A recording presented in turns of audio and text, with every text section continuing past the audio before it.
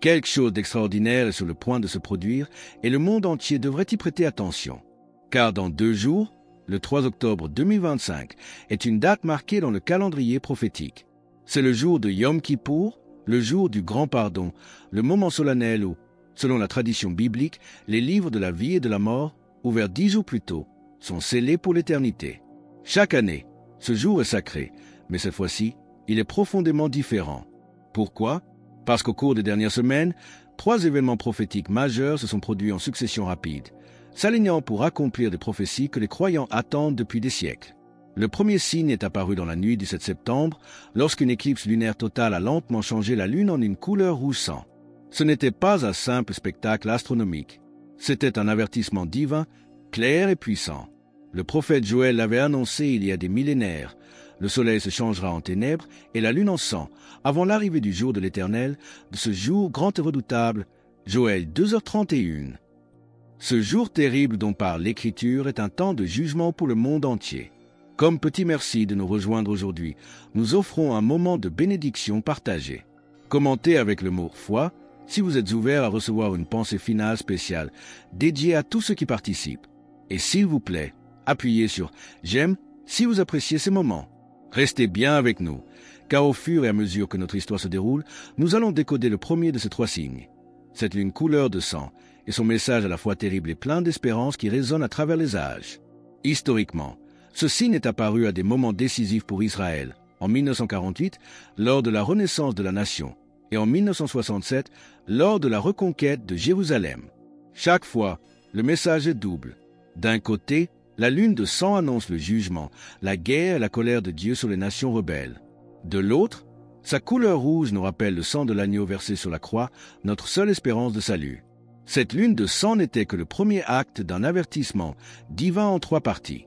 Elle a marqué le début d'un conte à rebours céleste. Mais quel a été le deuxième signe, survenu seulement 14 jours plus tard, qui a plongé le monde en plein jour dans une obscurité prophétique? Ce premier avertissement sanglant ne fut pas un événement isolé. 14 jours seulement après que la lune se soit teinte de rouge, le 21 septembre 2025, les cieux ont envoyé un deuxième message, encore plus direct. En plein jour, le soleil s'est obscurci. Pendant plusieurs minutes, une éclipse solaire totale a plongé la Terre dans une pénombre surnaturelle. Là encore, la Bible nous avait prévenus. Le prophète Amos, des siècles avant notre ère, avait transmis cette parole de Dieu. En ce jour-là, dit le Seigneur, l'Éternel, je ferai coucher le soleil à midi, et j'obscurcirai la terre en plein jour. Amos 8h9. Jésus lui-même a repris ce signe puissant en annonçant qu'avant son retour, le soleil s'obscurcira, et la lune ne donnera plus sa lumière. Matthieu 24-29. L'obscurcissement du soleil est un rappel solennel que le destin du monde n'est pas entre les mains des gouvernements ou des hommes, mais entre celles du Créateur, qui détient le contrôle absolu sur sa création. La séquence est ensuite accélérée de manière vertigineuse. Le lendemain même de l'éclipse, le 22 septembre, un 3e événement prophétique se produit, l'équinoxe d'automne.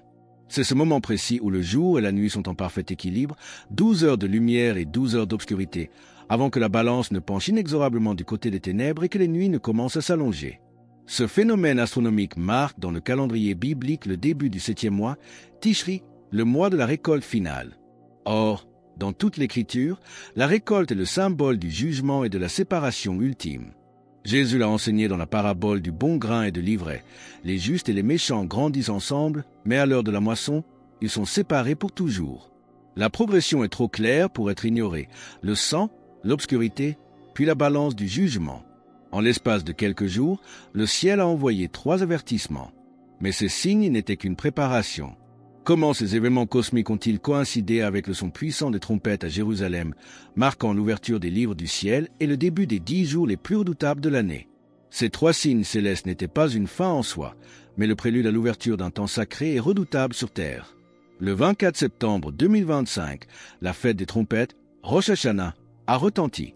Ce jour-là, à Jérusalem, un événement sans précédent a eu lieu. Sans corps de bélier, les chauffards ont sonné à l'unisson et leur son a été retransmis en direct au monde entier. Ce n'était pas un simple concert. C'était l'accomplissement d'une tradition millénaire qui marque le début du jugement. Selon la foi hébraïque, Rosh Hashanah est le jour où Dieu s'assied sur son trône et ouvre les livres du ciel, le livre de la vie, pour ceux qui seront sauvés, le livre de la mort, pour ceux qui seront condamnés, et les livres où sont consignées les actions de chaque être humain. L'ouverture de ces livres inaugure une période de 10 jours, connue comme les jours redoutables, qui s'achèvera le 3 octobre à Yom Kippour.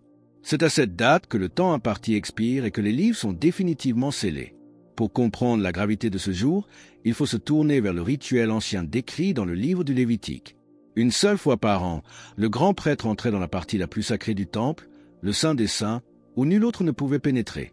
Il y demandait pardon à Dieu, d'abord pour ses propres péchés, puis pour ceux de tout le peuple. Pour cela, 2 boucs étaient utilisés. L'un était sacrifié à Dieu, tandis que le second, le bouc émissaire, recevait symboliquement tous les péchés du peuple avant d'être envoyé au désert pour emporter la faute au loin.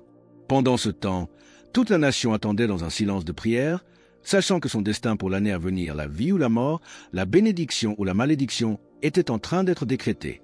Ce rituel terrestre, avec son grand prêtre et ses sacrifices, n'était qu'une ombre, une répétition générale pour un événement d'une portée infiniment plus grande. Comment les prophètes Daniel et Jean, dans leurs visions apocalyptiques, ont-ils vu ce même jugement se dérouler, non pas dans le temple de Pierre, mais devant le trône même de Dieu au ciel?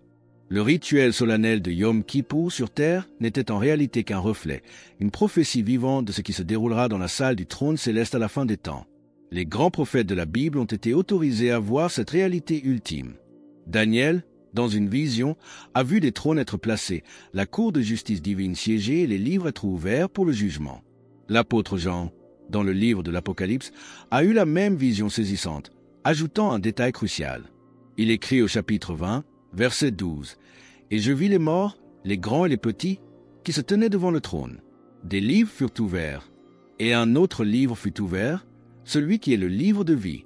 Et les morts furent jugés selon leurs œuvres, d'après ce qui était écrit dans ces livres. » Yom Kippour est donc bien plus qu'une commémoration.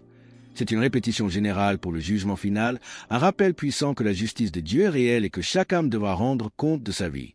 Si ce message résonne profondément en vous et que vous vous sentez poussé à affirmer votre foi en cet instant, partagez Amen dans les commentaires ci-dessous. Aujourd'hui encore, la nation d'Israël observe ce jour avec une ferveur extraordinaire. Le pays tout entier s'arrête complètement. Les autoroutes se vident, les magasins ferment, les télévisions et les téléphones s'éteignent. Pendant 25 heures, le peuple jeûne et prie intensément pour se purifier devant Dieu. La journée s'achève par un long son du chauffard, annonçant que le jugement est terminé. C'est précisément en ce jour sacré, lorsque la nation est la plus vulnérable et la plus tournée vers le ciel, que l'histoire a montré que des événements prophétiques peuvent se produire. Le 6 octobre 1973, en plein Yom Kippour, alors qu'Israël jeûnait et priait, l'Égypte et la Syrie lancèrent une attaque surprise dévastatrice. Pourtant, contre toute attente, Israël remporta la victoire, prouvant que ces jours les plus saints coïncident souvent avec des moments qui changent le cours de l'histoire. Cette convergence entre le rituel sacré, les visions apocalyptiques et les événements historiques prouve que Yom Kippour est un jour où le ciel touche la terre. C'est dans ce contexte chargé de sens qu'une voix s'est élevée, une voix que beaucoup de fidèles connaissent bien, celle du prêtre choisi pour révéler les derniers secrets de Medjugorje. Qu'a dit le Père Petard à l'approche de ce jour décisif?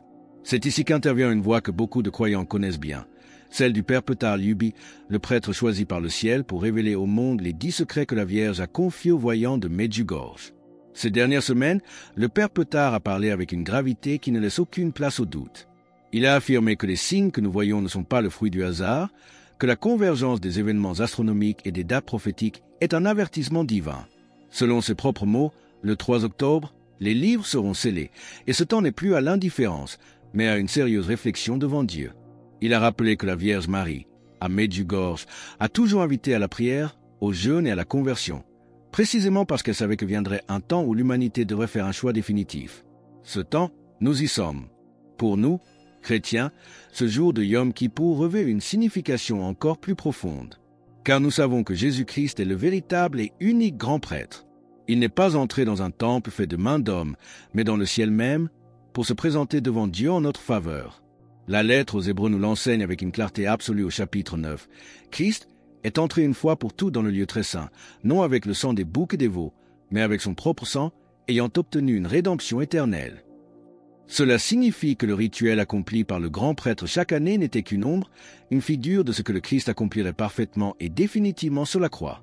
Jésus est devenu à la fois le prêtre et l'offrande, l'agneau de Dieu dont le sang purifie véritablement du péché, non pas pour un an, mais pour l'éternité. Si le sacrifice du Christ a accompli une fois pour toutes le pardon des péchés, pourquoi cette date du 3 octobre est-elle si cruciale? Loin d'être obsolète, ce jour prophétique devient, pour ceux qui n'ont pas encore accepté ce salut, le symbole du tout dernier appel à la conversion avant que les portes ne se ferment. Quel est l'avertissement final du Père Petard pour ceux qui vivent encore comme si tout était normal? Même si le Golgotha est le véritable jour de l'expiation, la date du 3 octobre continue d'être un signe prophétique d'une importance capitale. Elle est un puissant rappel que le jugement de Dieu est réel et que chaque personne devra rendre compte de sa vie. La différence est cruciale.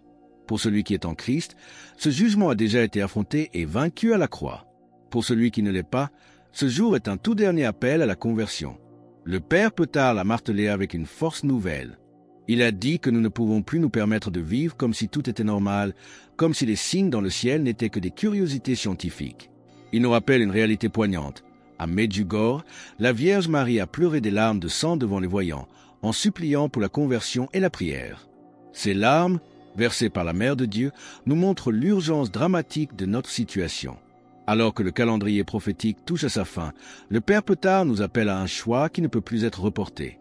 Nous ne pouvons plus attendre, nous ne pouvons plus remettre à plus tard. Le 3 octobre, les livres seront fermés, et ce qui y est écrit restera écrit pour l'éternité. C'est pourquoi cette nuit et la journée de demain sont cruciales. Ce n'est pas un moment ordinaire. C'est le moment de nous arrêter, de mettre de côté les distractions, d'éteindre tout ce qui nous éloigne de Dieu et d'entrer en prière profonde. C'est le moment de jeûner, ou au moins d'offrir une renonciation qui nous coûte vraiment, en signe de notre sérieux devant le Seigneur. C'est l'heure de nous confesser, de nous réconcilier avec Dieu et avec notre prochain. Pour rejoindre notre communauté et ne manquer aucune histoire inspirante, pensez à cliquer sur « J'aime » et à vous abonner. Ces actions concrètes sont notre manière de répondre « Me voici à l'appel du ciel ». Alors que les dernières heures s'écoulent avant que les livres ne soient scellés, comment pouvons-nous, par un acte de foi ultime et une prière finale, nous abandonner entièrement à la miséricorde de Dieu et nous préparer à accueillir notre roi? Voici donc ce que nous pouvons faire concrètement, un acte de foi pour sceller notre oui à Dieu. Ce soir, avant de dormir, mettez-vous à genoux et priez. Demandez à l'Esprit Saint d'ouvrir votre cœur et de vous montrer tout ce qui, dans votre vie, n'est pas ajusté à la volonté de Dieu. Demain, le 3 octobre, si vous le pouvez, jeûnez au pain et à l'eau. Sinon, renoncez à quelque chose que vous aimez vraiment et offrez ce sacrifice pour la conversion du monde et pour votre propre purification. Allez à la messe si possible et recevez l'Eucharistie avec un cœur pur et repentant. Au cours de la journée, récitez le chapelet en méditant les mystères douloureux, en vous souvenant du prix que Jésus a payé pour votre salut. Enfin, dans les dernières heures de la journée, au coucher du soleil, restez en silence devant Dieu et écoutez ce qu'il dira dans le secret de votre âme. Si vous entendez ce message maintenant, ce n'est pas une coïncidence. Dieu a placé ces paroles devant vous parce qu'il désire votre réponse. La question finale demeure, terrible et simple, lorsque les livres seront scellés, où voulez-vous être trouvé? En dehors de la grâce de Dieu ou à l'intérieur de son infinie miséricorde? Le choix vous appartient, mais le temps pour choisir expire. Ce soir, priez comme si c'était la dernière nuit. Demain, vivez comme si c'était le dernier jour. Confiez tout à Jésus-Christ, notre unique Sauveur. Alors que nous concluons sur cet appel ultime à la décision, nous vous invitons à déclarer votre foi. Commentez « Jésus est roi ci-dessous » pour affirmer cette vérité avec nous. Et votre parcours ne doit pas s'arrêter ici. Cliquez sur la vidéo qui apparaît maintenant sur votre écran pour un autre message puissant que nous avons préparé pour vous.